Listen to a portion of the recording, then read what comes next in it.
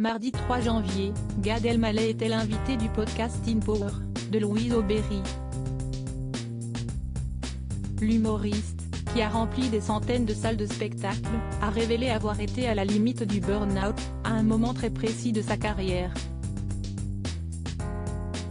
On fait le point. Gad Elmaleh est aujourd'hui considéré comme l'un des plus grands humoristes français.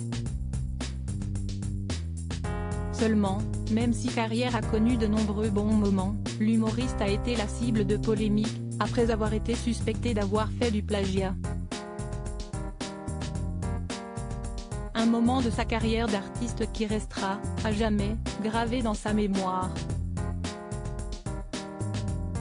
Malgré tout, l'ex-compagnon de Charlotte Casiraghi, nièce de Charlène de Monaco et Albert II, s'est frayé un chemin vers une nouvelle vie.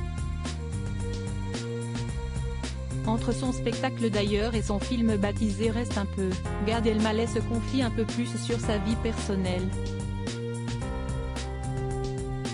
Si le père de Noé Elmaleh semble être de plus en plus épanoui, l'humoriste a été la cible de périodes plus compliquées pendant son quotidien, notamment au début de sa carrière, il y a une quinzaine d'années.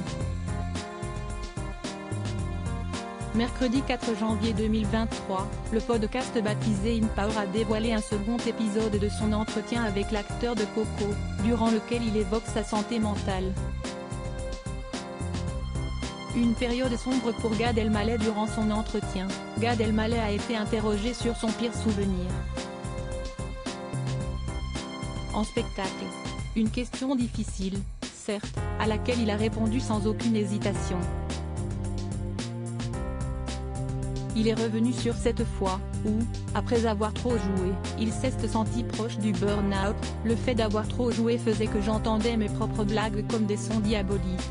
C'était terrible, a-t-il révélé, affirmant avoir été malheureux à sa sortie de scène. Il poursuit avec les mots suivants: « Je ne veux plus jamais faire ce métier de ma vie, plus jamais », s'était-il questionné, au moment des faits.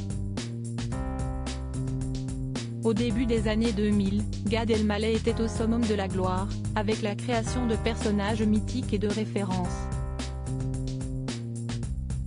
Si ces représentations ont eu lieu dans la France entière, il a même été jusqu'à présenter son show aux États-Unis, pour son plus grand bonheur. Une notoriété qui lui aura valu de beaux moments, mais aussi quelques doutes. Quand ça marche, ce n'est jamais trop. Tout te sourit, les gens te veulent, tu es demandé et c'est un peu comme la dégringolade, c'est infini. C'est plus de monde, plus d'argent, plus de fans, plus de demandes, plus de shows, plus de fêtes, a-t-il expliqué.